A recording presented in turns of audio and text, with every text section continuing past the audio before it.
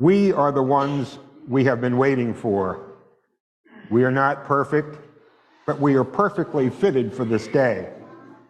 We are not without fault, but we can be honest to face the past as we chart a new future. We are the ones who we have been waiting for. May we be bold and courageous to chart that new future. May we have faith in the future that is not known. We are the ones we've been waiting for.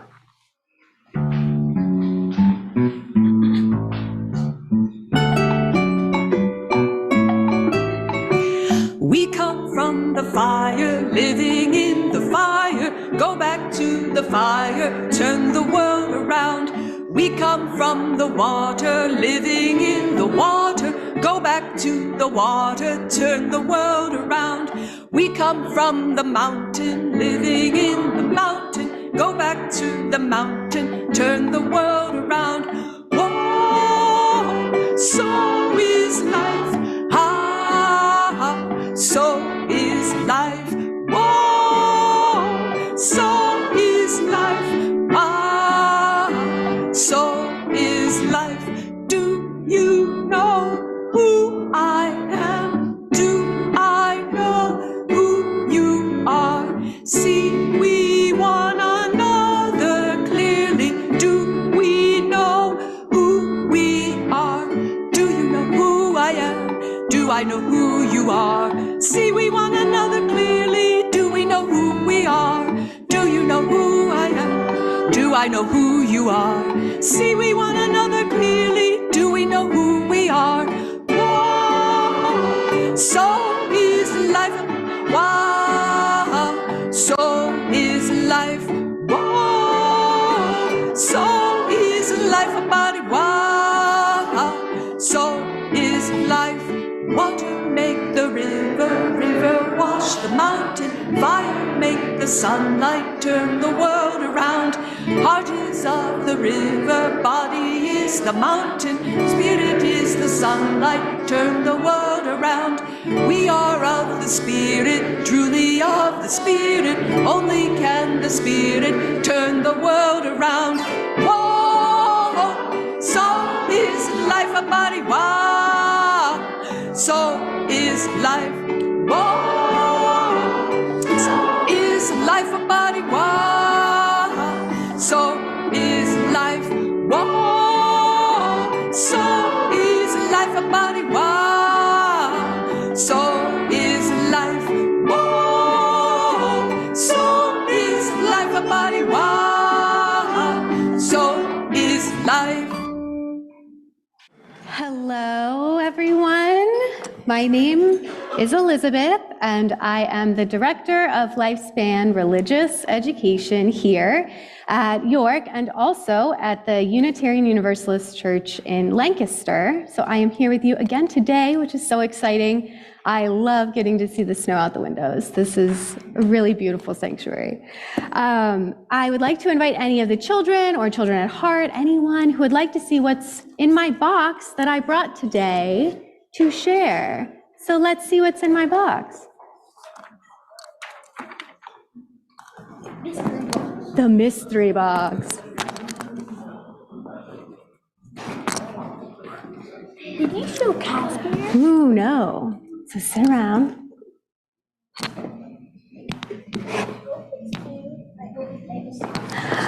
So I brought something handmade by my friend. She makes things out of pottery, which is really cool.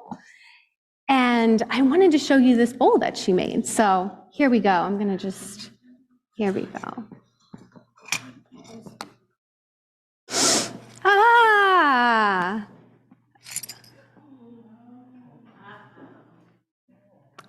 I really thought I was careful with this.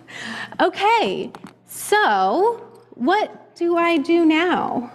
What do I do? Yeah. You could probably use some sort of E6000 to glue it back together. Oh, I'd have to Google E6000. Yeah, that's really, yeah. Super glue. Super glue? What else could I do, you think? Yeah? Could I use clay to fix it? That's interesting. Anything else? Could I buy a new one, I guess? Yeah. I don't know. Yeah, but I mean, but this was handmade, so I really wouldn't want to just go buy a new one. So did you know that there's actually an art form that fixes pottery like this, right? It's called kintsugi. And what it means is actually gold joinery. Yeah. Did you actually break it? Because then. It did actually break. No, did you actually break it? I'll tell you after worship, okay? Don't tell my friend. No. So if I'm saying, what do you think gold joinery would mean? What do you think that would look like, though? What would that even look like? How would I fix it with gold?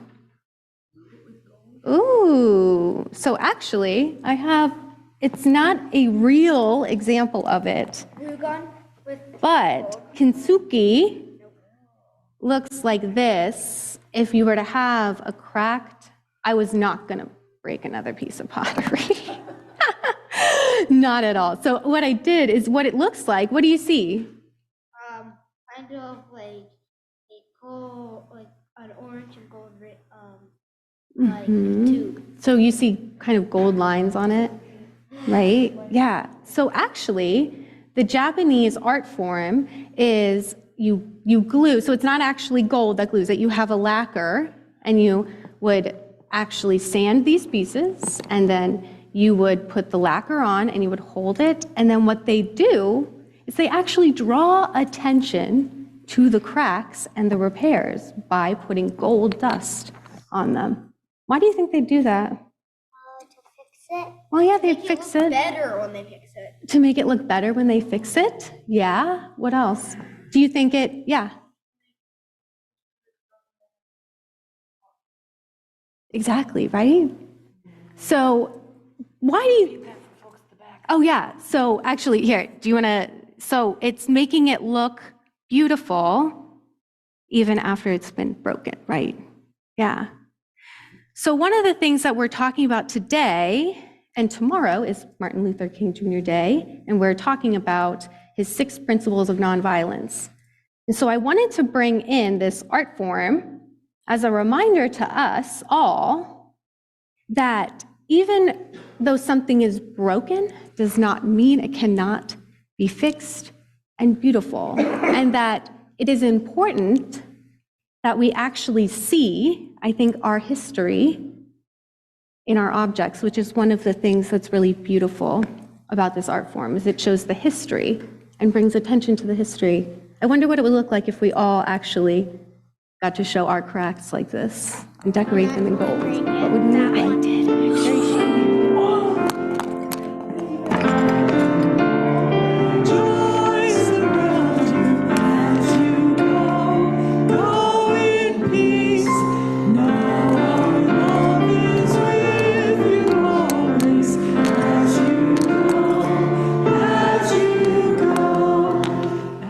Just a comment before the reading, and that is that it really is interesting and joyful to sit up here and be able to see the faces of the children when they're doing the story for them every morning. Sitting back there, you miss that. Our reading this morning is Martin Luther King Jr.'s 6 Principles of Nonviolence, as originally outlined in his 1958 work, Striding Toward Freedom, an account of the Montgomery bus boycott. Principle 1, nonviolence is a way for courageous people. It is an active nonviolent resistance to evil. It is aggressive spiritually, mentally, and emotionally. Principle 2, nonviolence seeks to win friendship and understanding. The result of nonviolence is redemption and reconciliation. The purpose of nonviolence is the creation of the beloved community. Principle 3, nonviolence seeks to defeat injustice, not people. Nonviolence recognizes that evildoers are also victims and are not evil people. The nonviolent resistor seeks to defeat evil, not people. Principle 4, nonviolence holds that suffering can educate and transform. Nonviolence accepts suffering without retaliation. Unearned suffering is redemptive and tremendous and has tremendous educational and transforming possibilities. Principle 5, nonviolence chooses love instead of hate. Nonviolence resists violence of the spirit as well as the body. Nonviolent love is spontaneous, unmotivated, unselfish, and creative. And principle 6, nonviolence believes that the universe is on the side of justice. The nonviolent resistor has deep faith that justice will eventually win. Nonviolence believes that God is a God of justice.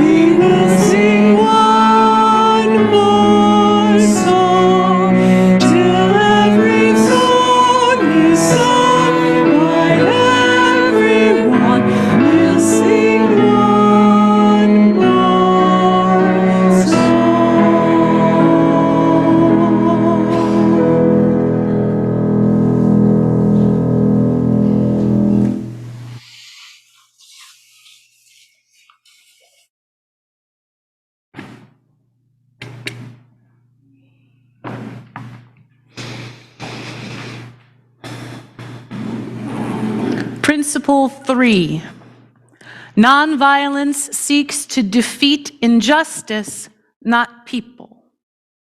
Nonviolence recognizes that evildoers are also victims and are not evil people. The nonviolent resistor seeks to defeat evil, not people. I and the public know what all school children learn. Those to whom evil is done do evil in return. Hurt people hurt people. Healing people heal people. And this morning, as we gather for Sunday worship on the holiday weekend dedicated to the life and legacy of the Dr. Martin Luther King Jr., Reverend Dr. Martin Luther King Jr., I wanted to go back to basics, to the principles of nonviolence that King used to move mountains. It feels such a pertinent reminder in these decidedly violent times. The bit of verse that I just shared after King's third principle of nonviolence, that's from W.H. Auden's poem September 1st, 1939, written at the very start of World War II and arguably one of the most famous poems of the 20th century. I and the public know what all school children learn. Those to whom evil is done do evil in return.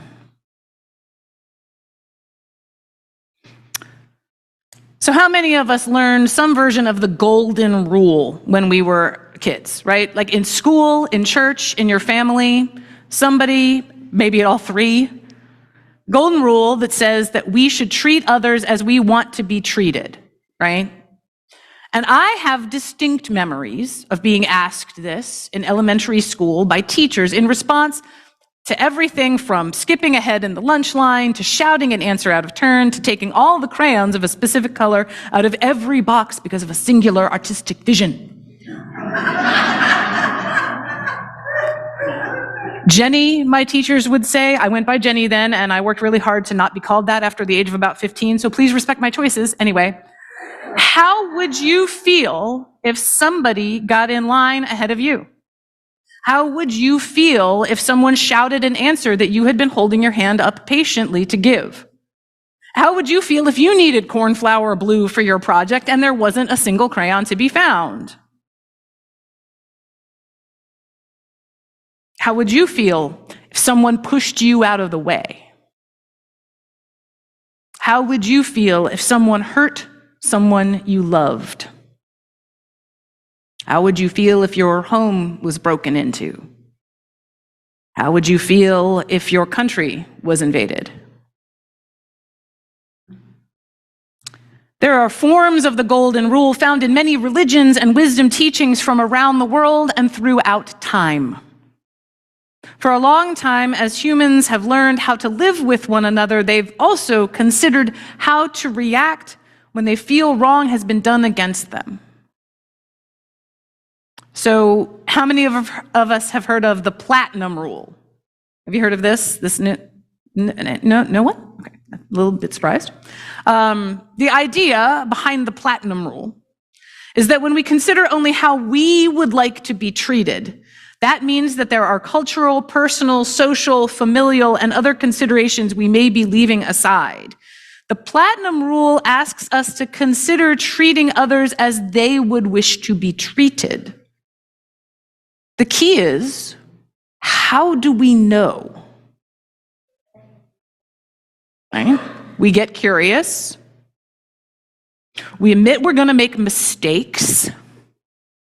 We accept our mistakes non-defensively and remain interested in learning. Principle 2. Nonviolence seeks to win friendship and understanding. The result of nonviolence is redemption and reconciliation. The purpose of nonviolence is the creation of the beloved community. Friendship and understanding, redemption and reconciliation. Now, redemption is one of those words that might raise an eyebrow in a Unitarian Universalist congregation. So I want to invite us this morning to consider several definitions of redemption, sacred and secular, you could say. A sacred definition, the action of saving or being saved from sin, error, or evil. Or the secular definition, quote unquote, the action of regaining or gaining possession of something in exchange for payment or clearing a debt. When we dive down the etymology rabbit hole, we come to both Latin and Proto-Indo-European linguistic roots that basically mean to take back. To take back. How does that sound when you think of your youth? I take it back. As if you could stopper the thing, as if you could unbreak the broken. Or even no take-backs. I keep returning to childhood because these lessons come so early for so many of us. When we're young, we learn firsthand about the goodness that other humans can provide, and we can also learn the harm that humans do to one another, to each other. I and the public know what all school children learn. Those to whom evil is done do evil in return.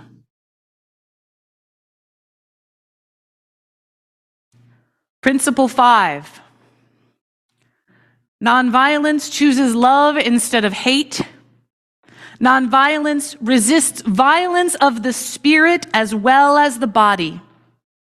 Nonviolent love is spontaneous, unmotivated, unselfish, and creative. Spontaneous, unmotivated, unselfish, and creative. Actively choosing love over hate. Choosing when one has been hurt to check one's own internal reactions before allowing oneself to take action. Resisting violence of the spirit as well as violence of the body. What's violence of the spirit? It's that feeling. You know, maybe for you, it's a rush of heat, a sense of heaviness in the chest, a constriction of the midsection, a tightening of the shoulders, where you can feel anger, indignation within you.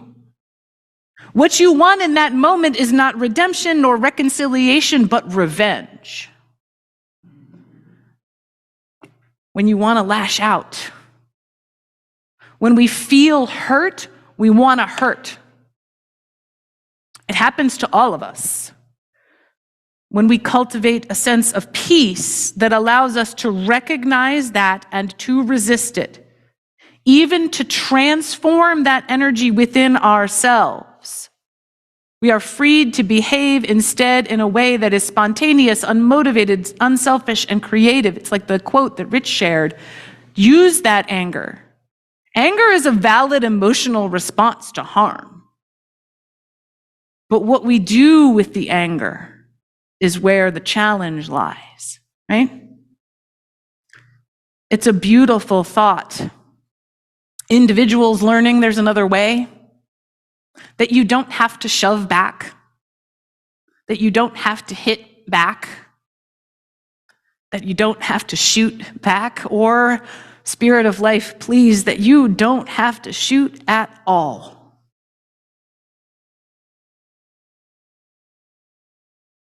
When I look at King's principles developed out of his years of study of the work of Gandhi and inspired by an early reading of Thoreau's essay on civil disobedience, yes, early American Unitarians were instrumental in the development of these principles and do like to take credit for it.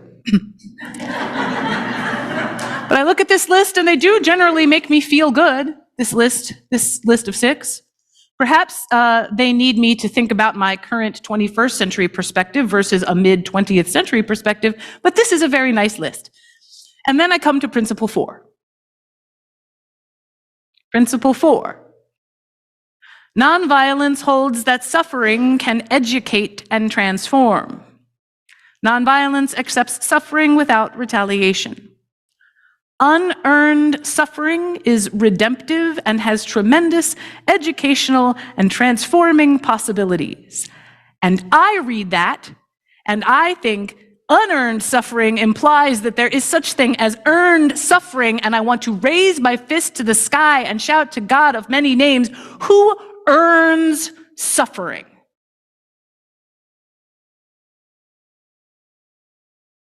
And this is a part of where King's perspective as a Christian pastor and mine as a Unitarian Universalist pastor find a spot in which to struggle. Struggling together can be holy work. Now, I don't doubt that any misfortune can be an opportunity for education and transformation. As a Unitarian Universalist, I acknowledge transformation as a value that's near and dear to my heart. And I acknowledge that transformation can be painful, can be hard, and I know that as I wrestle with the pain of my own transformation, when I feel that within me, I might take actions or speak words that cause harm, that amount to a violence of the spirit. Transformation is messy enough. Do we have to suffer for it too? So I thought maybe the work for me in Principle 4 is to transform my reaction. And when I first read this principle, as noted, I was raised Catholic, for those who don't know, and my Catholic upbringing started sounding these bells in my head when I read it. Suffering is my own fault due to my sin.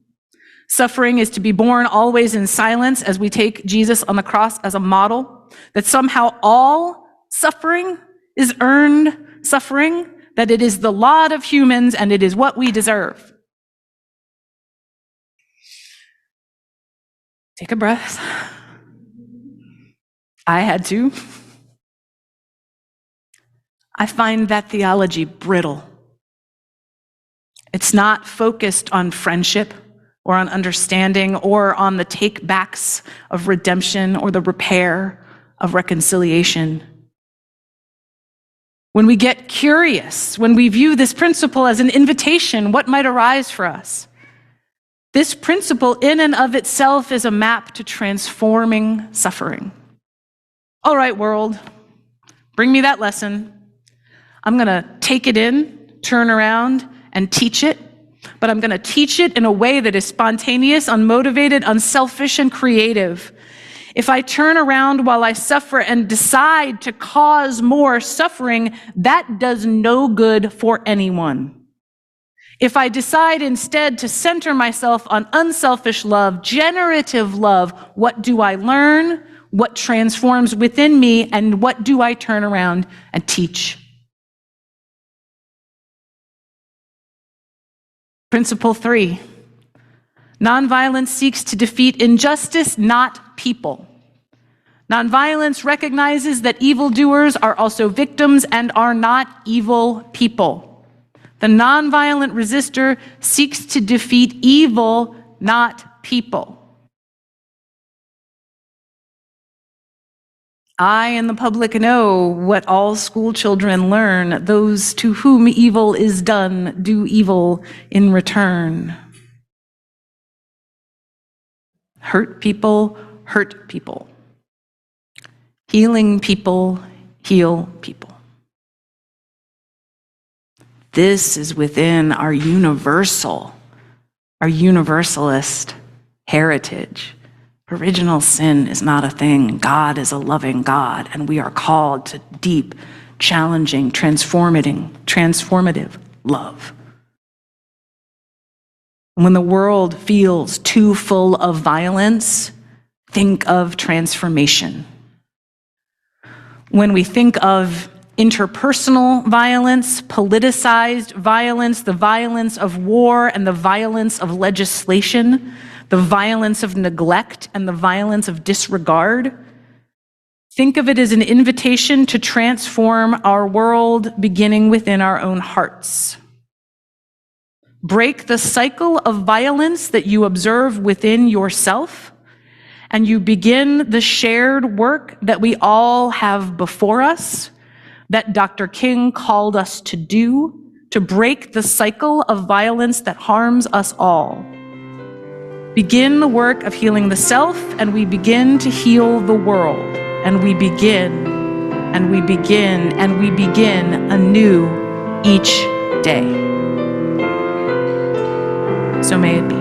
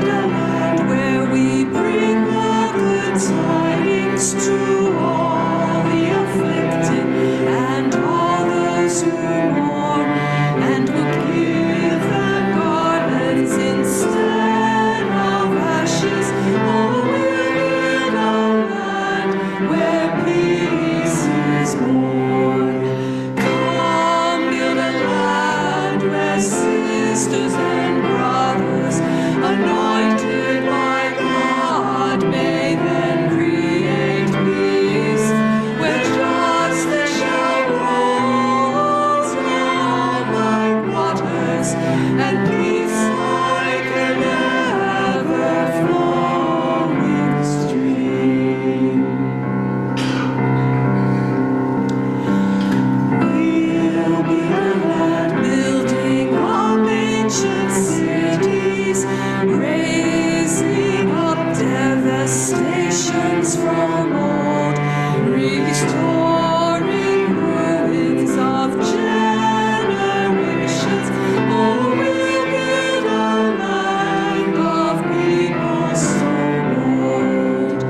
Come, build a land with sisters and brothers, anointed by God, may then create peace, where justice shall roll down like waters, and peace like an ever-flowing stream.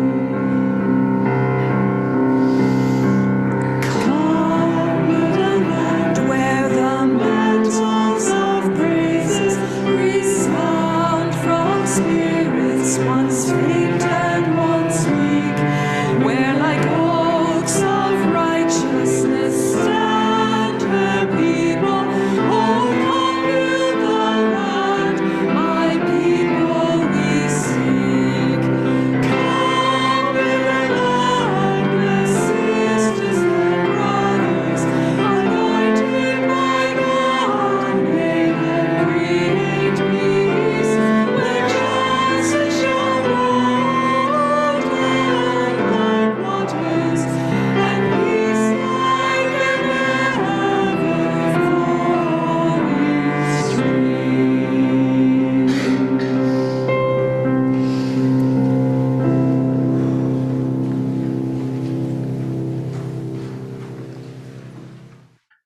Please join us in extinguishing our chalice or your home chalices if you have lit one with these words. We extinguish this flame, but not the light of truth, the warmth of community, or the fire of commitment. These we carry in our hearts until we are together again. We gather each week for comfort and for challenge. Take the call to nonviolence beyond mere spiritual, beyond action, to spiritual, personal inner transformation, which then becomes imperative to take out into the world. Heed the call of justice is what love looks like in public, right? From Cornel West.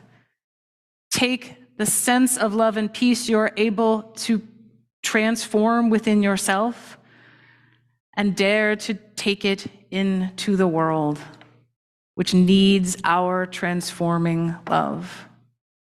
So may it be.